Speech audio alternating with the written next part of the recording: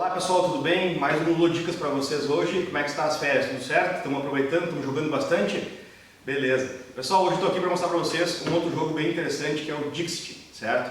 O Dixit, pessoal, é um jogo realmente, um jogo de entrada, né? O que é um jogo de entrada? É um jogo que a gente costuma apresentar para novos jogadores ou pessoas que não conhecem ainda os board games ou os jogos de tabuleiro moderno.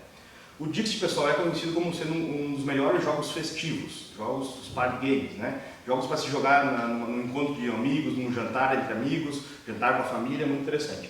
Esse jogo, pessoal, é um jogo que ele costumamos chamar também de um jogo da empatia.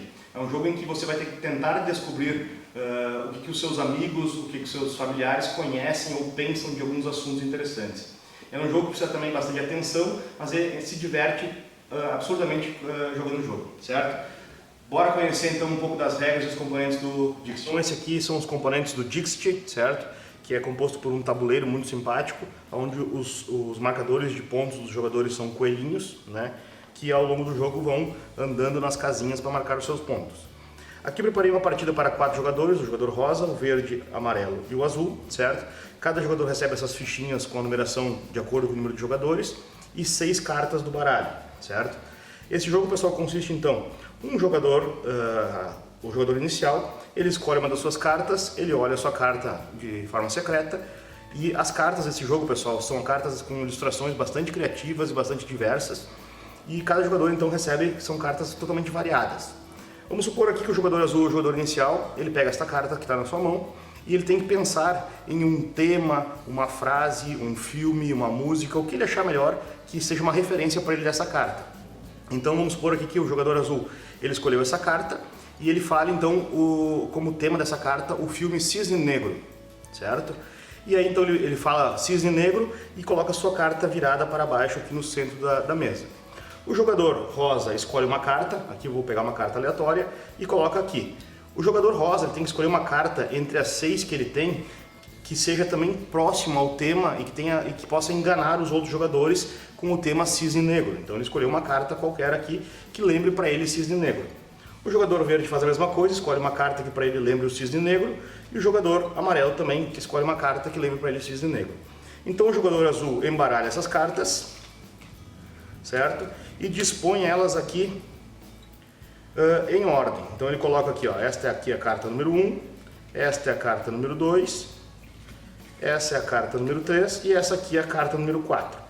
E o jogador azul, né, que é o dono da vez, que é o jogador da vez, ele vai marcar aqui, ó, essa é a carta número 1, essa é a carta número 2, essa é a carta número 3 e essa é a número 4.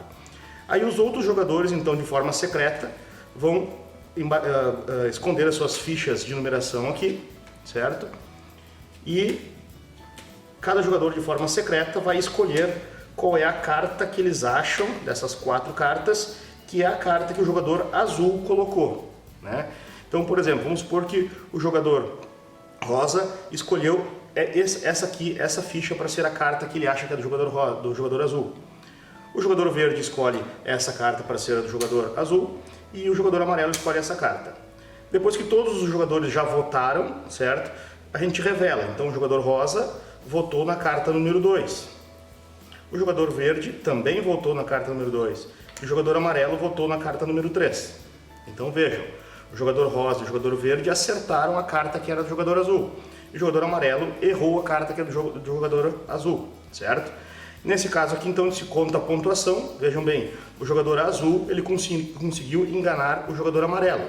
Se ele conseguiu enganar, o jogador azul anda 3 pontos, certo? Quem acertou que foi o rosa e o verde também andam 3 pontos, certo?